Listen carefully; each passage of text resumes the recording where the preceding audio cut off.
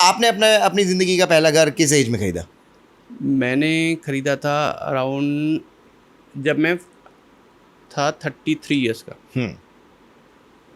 बिल्कुल ठीक है। बेसिकली सबको लगता है कि घर अपना होना चाहिए, एक जो हाँ। इमोशनल अटैचमेंट घर से हाँ। है वो सबको देखिए, लगता है। ध्रुव कितनी इंपॉर्टेंट बात कर रहे हैं। 33 इयर्स की एज में उन्होंने अपना ये पहला घर खरीदा था। जेनजी समझिए, ठीक है ना?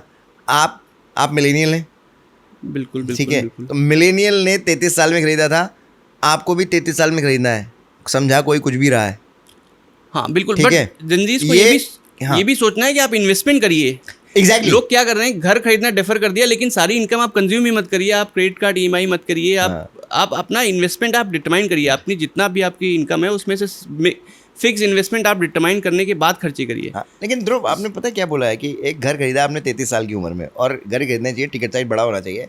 बहुत सारी रील्स आती हैं हर में, वो कहते हैं कि घर एक डेड एसेट है, घर खरीदना ही नहीं चाहिए। डिपेंड करता है, आई थिंक जैसे मैंने गोल्ड की बात करी, आपका इमोशनल अटैचमेंट उसके साथ होता है, सबका घर के साथ भी एक आदमी का इमोशनल अटैचमेंट रहता है। तो वो आपको ये इमोशनल डिसीजन है या ये एक फाइनेंशियल डिसीजन है? क्योंकि आप फाइनेंशियल एक्सपर्ट है, आप देखिए, साइकोलॉजी के एक्सपर्ट नहीं है। बिल्कुल बिल्कुल। तो जी। घर खरीदने में रियल एस्टेट में कौन सा असेट आप परचेज कर रहे हैं वो बहुत इंपॉर्टेंट है। अगर आप डेवलप एरिया में खरीद रहे हैं तो आपको रिटर्न तो नहीं मिलेगा, बट आप इसलिए खरीद रहे हैं कि you don't want to go to remote location, आपको मेन सिटी में रहना है, थोड़ा आपके क्लास भी आपको दिखानी है कि आप मेन जगह में रहते हैं, थोड़ा शो ऑफ भी करना है, तो इमोशनल जो आपको डिसीजन रहता है। घर is more of a investment decision, मतलब वो फाइनेंशियल डिसीजन नहीं है। फाइनेंशियल डिसीजन नहीं है। अच्छा, घर मतलब आप भी financial वो decision। मानते हैं कि घर को में इन्वेस्टमेंट नहीं करना चाहिए क्योंकि वो एक संक कॉस्ट है? अब आपने घर इन्वेस्टमेंट आप कर सकते हैं, हाँ। जो एरिया नए डेवलप हो रहे हैं, जैसे जो ट्रेंड रहा है। मतलब आप ये कह रहे हैं लोकेशन एंड टाइमिंग बहुत इंपॉर्टेंट है। लोकेशन एंड टाइमिंग बहुत इंपॉर्टेंट। अगर आपने उस समय पे एंट्री कर लिया, जब रियल एस्टेट में क्या होता है कि कोई भी एरिया होता है वो इनिशियली अगर आप देखेंगे तो बहुत ही कम प्राइस पे होता है। अब कभी कोई प्रोजेक्ट भी देख लीजिए, जो लॉन्च होते हैं कम प्राइस पे होते हैं। जैसे जैसे लोग वहाँ रहना शुरू कर देते हैं, सेल बढ़ती जाती है, प्राइस बढ़ता जाता है। फिर एक टाइम आता है कि वो मेच्योर प्राइस आ जाता है, उसके बाद आपका रिटर्न बहुत ही कम हो जाता है। लेकिन पिछले अगर 5 साल की बात करें तो रियल एस्टेट ने काफ़ी अच्छा इन्वेस्टमेंट दिया। बिल्कुल बिल्कुल, बहुत अच्छा इन्वेस्टमेंट दिया में 15-16% रिटर्न आप दिया खुद होगा। गुड़गांव में रहते हैं, हाँ, ठीक है? हम भी दिल्ली एनसीआर में रहते हैं, तो दिल्ली एनसीआर में बहुत, और अक्रॉस इंडिया ये रिटर्न काफ़ी अच्छा रहा है।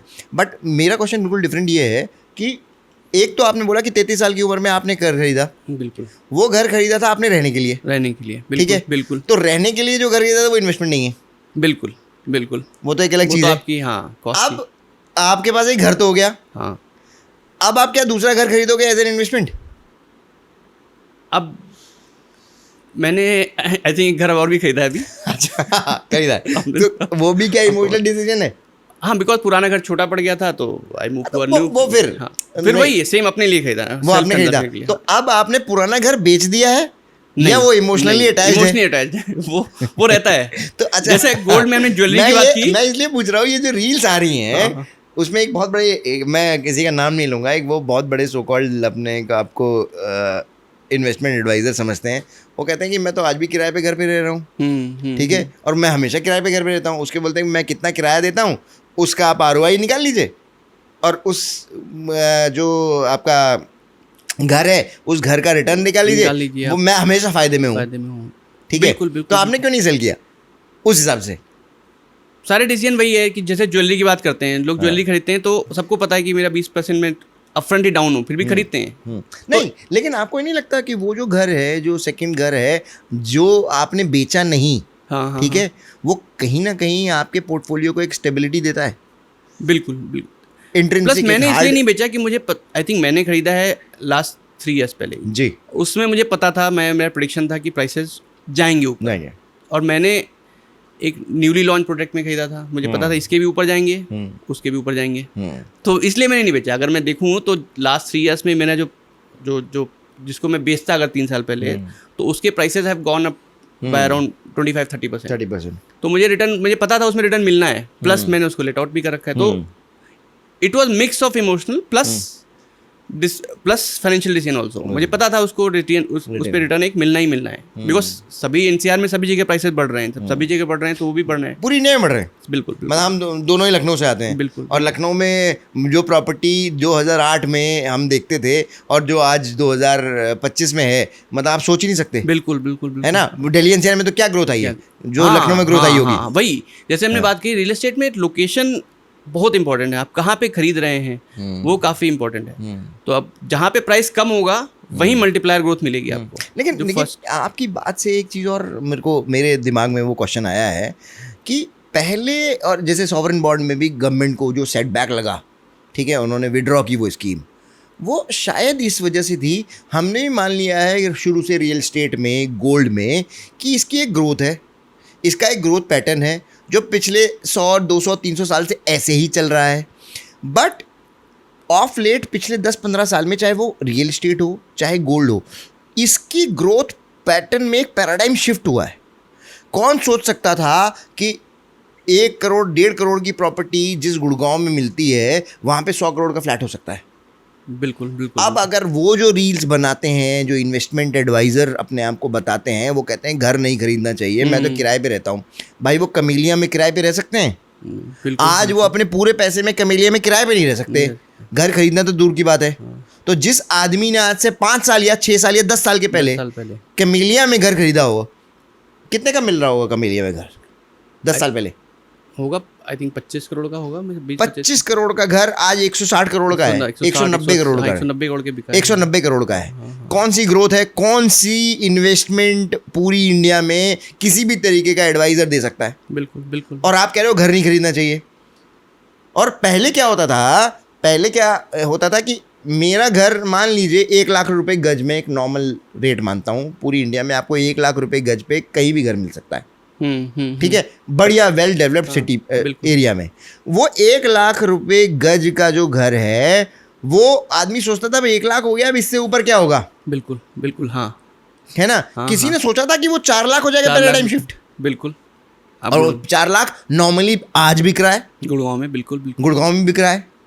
और मैं कैमेलिया की बात नहीं कर रहा हूँ, नॉर्मल जगह में बिक रहा है। हाँ, ठीक है, तो वो 4 लाख तक तो पहुंच गया। सेम चीज़ गोल्ड के साथ है। किसी ने सोचा था कि वो 6,000 रुपये का गोल्ड 30,000 हो जाएगा, आदमी ने सोचा 30,000 हो गया, अब इससे क्या बढ़ेगा, अब वो 1,10,000 रुपये हो गया है। बिल्कुल। और एक शायद आपने ही वो रिपोर्ट भेजी है, एक नई रिपोर्ट आई है जो ये कहती है गोल्डमैन सैक्स की रिपोर्ट, हाँ, 2028 में वो 2,25,000 हो जाएगा। वो तो हाँ 2,25,000 पर 10 ग्राम गोल्ड 2028 से 30 में हो जाएगा, हो सकता है। हाँ, वो भी रिपोर्ट है, ये रिपोर्ट है। इनफैक्ट गोल्डमैन सैक्स की रिपोर्ट अभी आई है, वो भी कहती है कि अगर ऐसे ही चला तो 2026 तक करीब 1,25,000 रुपये हो सकता है। और अगर यूएस का ट्रेंड ऐसे चला, लोगों का diversion from US treasury bond चलता रहा, 4 साल तक तो रहेंगे ये तो बिल्कुल, तो अगले साल ही 1,50,000 का टारगेट मिल सकता है। तो इन इन्वेस्टमेंट क्लास की पैराडाइम शिफ्ट हो चुकी है, ये हमें समझना नहीं चाहिए। बिल्कुल डायनेमिक टाइम है, पूरी डायनेमिक शिफ्ट। बिल्कुल। रियल एस्टेट है आपके पास में, गोल्ड है, गोल्ड में भी वेरियस ऑप्शंस हैं। अब तो बिटकॉइन जैसे हम भी डिस्कस कर रहे थे, दैट इज एन ऑप्शन। अब गोल्ड एंड बिटकॉइन में क्या है कि दोनों अगर हम देखें तो दोनों में क्या है कि सप्लाई इज लिमिटेड, सबको पता है। बिटकॉइन में जो नॉर्मल पब्लिक है उसको ये नहीं पता, गोल्ड तो टेंजिबल है, दिखता है, ये है और इसकी वैल्यू है। बिटकॉइन अभी उतना नॉर्मल लो पे पेनिट्रेट नहीं कर पाया इतना, इस वजह से इतना इन्वेस्टमेंट लोग नहीं कर रहे हैं अभी। ऑल्दो जिन्होंने करा है उन्होंने काफ़ी they have made fortunes from this. But मुझे लगता है कि सर बिटकॉइन तो मैं तो बताता हूँ, मैं तो अपने बच्चों को बताता हूँ, मतलब अपनी बेटी को मैंने यही बताया कि जो बिटकॉइन है, गोल्ड इज जिसे कहते हैं the universal bitcoin was gold, कह सकते हैं। बिल्कुल क्योंकि गोल्ड एक ही है, हाँ, बिटकॉइन भी, और लिमिटेड सप्लाई है। क्रिप्टो करेंसीज कई सारी हैं, बट अगर एक करेंसी भी देखें तो जैसे गोल्ड हो गया, सिल्वर हो गया, वैसे बिटकॉइन हो गया, अदर कॉइन्स हो गए। मतलब बिटकॉइन की भी लिमिटेड सप्लाई है, वही प्राइम नंबर्स, वो ब्लॉकचेन, बिल्कुल। गोल्ड की भी लिमिटेड सप्लाई है, एक्सेप्टेबल अक्रॉस द ग्लोब। बिल्कुल, bitcoin is also acceptable across the globe, having same value across the globe. बिल्कुल। Bitcoin is also having same value across the globe, बस वो physical है, वो आपके पास एक डिजिटल है, एक नंबर है। बिल्कुल बिल्कुल। तो अर्लियर जो हमारे बाप दादाओं ने वो जो बिटकॉइन शुरू किया था वो गोल्ड था, गोल्ड ही था, क्या और जेनजी जो यूज कर रहे हैं वो बिटकॉइन है। बिटकॉइन हो गया है, हाँ बिल्कुल बिल्कुल बिल्कुल। आपको नहीं लगता कि ऐसा है? मुझे तो बिटकॉइन, इसलिए मैं तो बिटकॉइन को बहुत बढ़िया चीज़ मानता हूँ। कई लोग उसको विरोध करते हैं, वो अलग बात है कि इंडियन गवर्नमेंट ने उसको पूरी तरह से लीगल नहीं किया हुआ है, बिल्कुल, उसके अपने रीजंस हैं, बट एक्सेप्टेंस तो वैसे ही है। बिल्कुल। और वैसे ही स्मगल्ड गोल्ड को भी आज की डेट में आपने लीगल नहीं किया हुआ है इंडिया में। अगर आप स्मगल गोल्ड, स्विस वाला गोल्ड आप इंडिया में ले आइए, आप ना उसको बेच सकते हैं ना उसको खरीद सकते हैं। बिल्कुल। लेकिन अगर आपने ट्रांजेक्शन किया है तो टैक्स लग जाएगा। हाँ, अगर आपने खरीदा बेचा है तो उस पर टैक्स लग जाएगा। वैसे ही आप क्रिप्टो करेंसी है, बिल्कुल बिल्कुल, चीज़ तो मेरे ख्याल से वैसी ही है। क्रिप्टो, हाँ सिमिलरिटीज तो मिलती हैं दोनों में, बिल्कुल बिल्कुल।